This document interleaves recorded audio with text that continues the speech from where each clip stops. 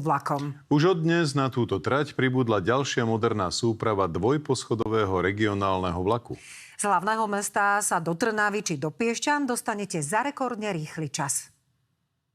Červeno-biela metalíza, 2 poschodia, obrovská kapacita. Dnes ráno sa na slovenskej koľaje poprvý raz dostala táto vlaková súprava. Ide v poradí už o 4. modernú súpravu dvojposchodového vlaku takéhoto typu, ktorá premáva medzi Bratislavou a Trenčínom. Prvé 3 tieto švajčiarske vlaky typu Stadler Kiss sme uviedli do prevádzky už v polovici februára. Doteraz najazdili viac ako 372 000 kilometrov. Kapacita týchto súprav je viac ako 600 miest, s tým, že ich nasadzujeme na naozaj vyťažených tratiach. Dvojposchodový vlak ponúka cestujúcim viacero možností. Viete si v ňom nabiť mobil, pripojiť sa na Wi-Fi a taktiež na bezpečnosť tu dohliadajú aj takéto bezpečnostné kamery. Sú prispôsobené aj na prepravu imobilných cestujúcich, majú na to pripravené špeciálne toalety, taktiež je tam priestor na prepravu kočíkov, bicyklov. Jasné, že je to lepšie, o mnoho najmä v týchto horúčavách.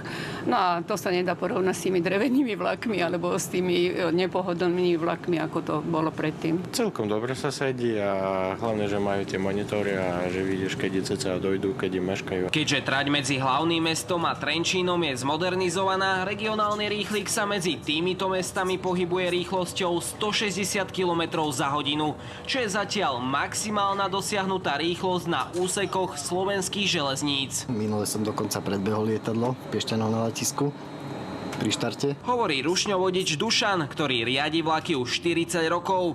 Kabína vlaku je vybavená najmodernejšími systémami. Jej vnútro pripomína kokpit lietadla. Tak je to také v podstate aj ako lietadlo, pretože to má aj záznamník lietadlový. Keď si to možno porovnáte so staršími strojmi, ako sa vám teraz riadi tento vlak? Tak je to oveľa jednoduchšie. Tie počítače pomáhajú, ktoré sú tu, pomáhajú tej obsluhe, ale treba sa o to viacej učiť, pretože tá technika ide dopredu. My sme sa týmto vlakom dnes vybrali do Trnavy. Z hlavnej železničnej stanice sme vychádzali o 6:55.